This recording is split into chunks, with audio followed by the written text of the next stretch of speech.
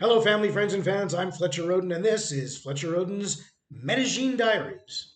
That's right, I'm taking some time out of my slow traveling lifestyle to pass along some experiences and hopefully some travel tips for anyone out there who's thinking of traveling into or moving to Medellin, Colombia, otherwise known as the City of Eternal Spring. Speaking of the City of Eternal Spring, I wrote and recorded a new album. I'm a musician while I was here in the past 6 weeks called City of Eternal Spring, and it's available May 1st. Wherever you like to download your favorite music, you can download mine. Pre sales are available now. You can check it out free on YouTube. And there's a link under this video to the song called Mean Medellin from that record, which I thought would be appropriate and fun. So let's see. Medellin, not so mean. But the subject of today's webisode is downtown Medellin. So that's its own animal, you know. It's one of the few things. Medellin is a nice town, but it's not like a tourist capital.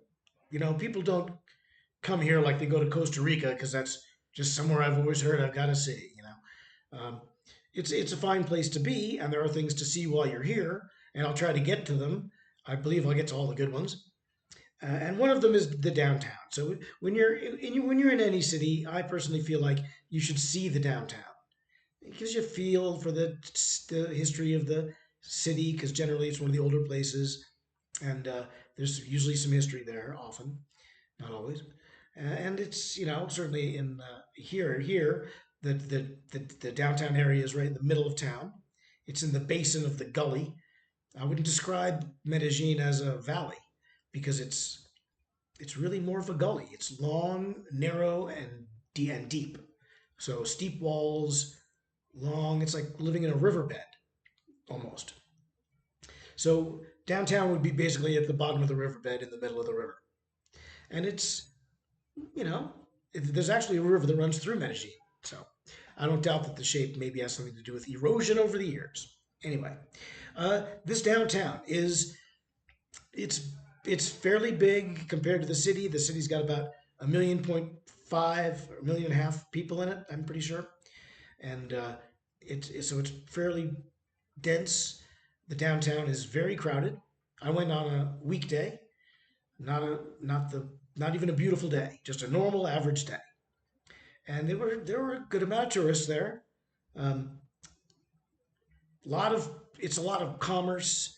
There are a lot of shops. A lot of this. There's a street, one in particular, that runs through the downtown area that's closed to car traffic. It's a foot traffic street, and then with shops and restaurants and things on either side. It goes on for blocks. If you like to shop, that's the spot for you. There's lots of like malls. It seems to me that Medellin has a lot of malls. It's a mall town. And the malls here, most of them anyway, not all of them, but you can enter them from any shop. Any shop almost backs you into the mall. So you don't have to go into the big, huge front entry like the malls we used to have in the United States, and some of which still survive today. So there's lots of that, lots of crowdedness. The you do have to be on your toes. You do want to go there with a feeling of awareness. It's got some. I mean, I wasn't harassed or anything like that, but there's a good amount of homeless people there, and a good amount of people who aren't homeless who are more apt to swipe your purse or your smartphone than a homeless person might actually be, because there are people who make their living stealing such things, and those people can afford to have homes because they're good at their jobs. Um, so you got to be careful. If I had a purse, or if I was with a gal with a purse, I'd have her definitely have the purse under her arm, because no one's going to help you if someone comes and snatches that purse and runs away. Then you just lost your purse. Forget cops. Forget now. Cops are good-hearted Colombianos. I'm not saying they're not, but they have their priorities. They can't be chasing after every purse that gets swiped. They just can't. There's not enough manpower for it, and they have more important things. And they have a saying here, no dar papaya, which means don't give papaya. If you're researching Colombia, you've heard of that by now. No dar papaya, which means don't make yourself a victim. Don't be holding your smartphone out like this, taking a picture of yourself at arm's length. Hey, look at me, because someone will run up and grab the thing and keep running. And it's around here. It's kind of, hey, no doubt of papaya. Whenever I think of that, I think of Larry David from Curb Your Enthusiasm. I picture him here having somebody having stolen something, and they say no doubt of papaya, and I can picture Larry David saying no papaya. No, no, no papaya. Si, papaya, Mr. David. No, no, no papaya. No papaya. Papaya, Senor David. No papaya. No papaya. So anyway, when you're downtown, no doubt of papaya. That's for sure. Now, what is there to see there? Well, lots of street food, lots of cars, lots of traffic. It's kind of a dingy, grungy downtown. It's not one of the nicest downtowns I've ever seen. Now, it's a big city. Big cities usually have big downtowns, and big downtowns are hard to manage. So they do get grungy. But this one is grungy. If you're visiting Medellin, I would not get a hotel downtown. I wouldn't get a hotel in Larelas. Much nicer neighborhood. There are sites there. There's the Parque de la Luces. I believe it is Luces. Maybe Luces, but there's no H in it. So I think it's Luces. Parque de la Luces. I got it written down on my notepad here. And it is what this is it's a public park where they have benches and some trees and rows of concrete pillars. I think they're concrete, maybe they're metal pillars. They're like white pencils, and they're round like that, and they're just rows of them. And I guess at night they light up with different colors, and I'm sure that's lovely. But I don't know that being there at night is necessarily the thing to do. During the day, when it's got to be demonstratively safer, it's just not that. It's not that impressive. It looks like a garden of white pencils. I mean, it, it's not that. And they're lined up in a row. They're lined up in like rows. So if you looked at it from above, it would just look like, a grid of white pencils. I don't see the appeal of it. I'm sure at night it's very nice with the colors, but I wouldn't be there at night. Okay, there's also the cool Museum of Antiquities, Museo del Antiquas, I think it is, and that's very good. That's the big museum in town, and it's one of the many museums here, and it's very nice. 3 floors. This guy Botero gets a full floor, it seems, or at least half a floor is Botero, and he has these his stylistic. He reminds me a bit of the American artist Charles Bragg, who you may not know, but if you ever saw Charles Bragg's work, it's got a real distinctive kind of quality to it. You can almost tell a Charles Bragg from anything else.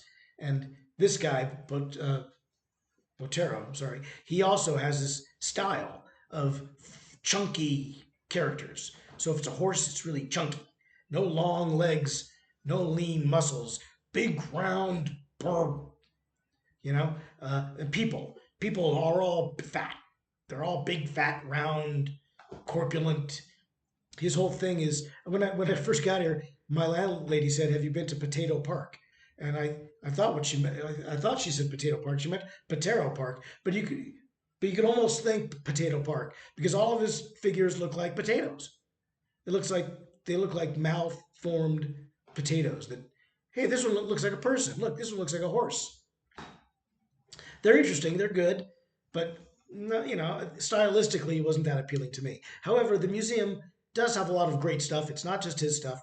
It's a lot of abstract art, which is very popular in Latin American cultures, from what I've come to understand. A lot of naturalist art. There are things like pottery, indigenous artwork, um, artists. There's American art. There's art from all over the world. So it's not just Colombian stuff. And if you like art museums like I do, it's it's very good. It's a very good art museum.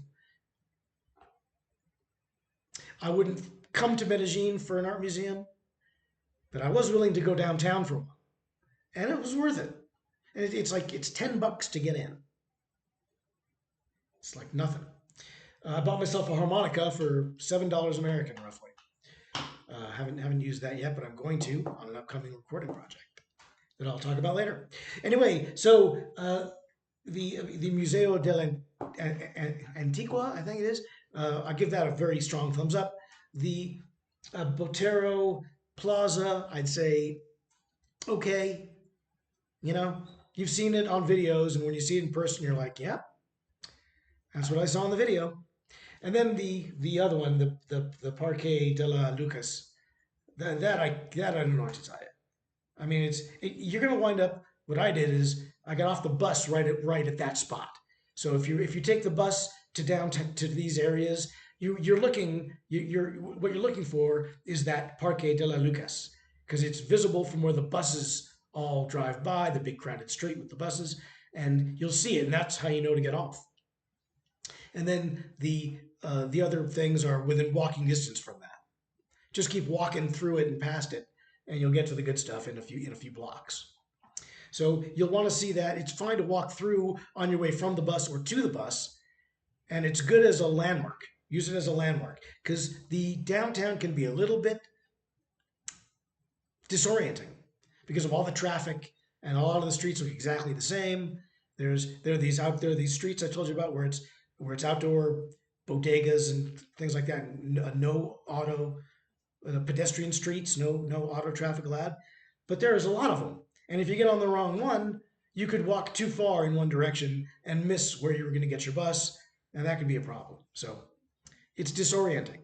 I'll say that. But the Parque de la Lucas is where the buses are. If you're in Laureles, which is where I am, getting there was pretty easy from Laureles. The bus was within a few yards of my condo, right to where the center of downtown is, and then even a different bus line brought me back right to where I wanted to be. There are 3 buses that go across town from Laureles to downtown, so very convenient.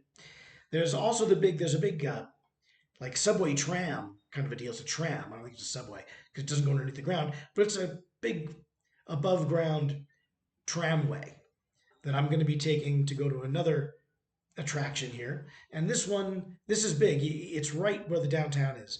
It you can there's a stop. There's a tramway stop at the downtown area. So if you're taking a tram there, it's super easy. You get off the tram, you walk through the thing. You're looking for the Parque de la Lucas, and then just keep walking in that direction for the other stuff, for the museum and for the Botero Plaza. All right, that's pretty much it. I spent about 3 hours there, and it was plenty. But if you want to sit and have a beer or a meal or something, then 4 hours is probably going to be plenty. I don't know what to tell you.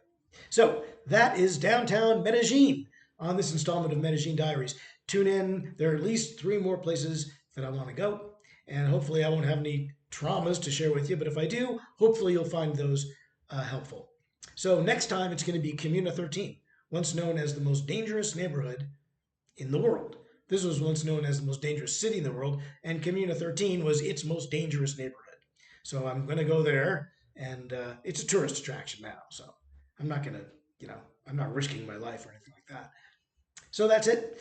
I hope you enjoyed this. Check out my new record, City of Eternal Spring, recorded in and somewhat inspired by my stay here in Colombia. And that's it. Watch my other videos. I've got shows regularly called Fletcher Rhoden's Pet Peeves and Quotes and Quips with Fletcher Rhoden. So those are both available all the time. They are reruns. I'm doing a 10 or an 11 webisode track by track breakdown of my new album called City of Eternal Spring track by track. So you can watch that on this web channel, different playlist. And that's pretty much it. So tune into all this fun stuff and more. If you come to Medellin, be careful but have fun. And tune in again. Until that time, bye, Mary.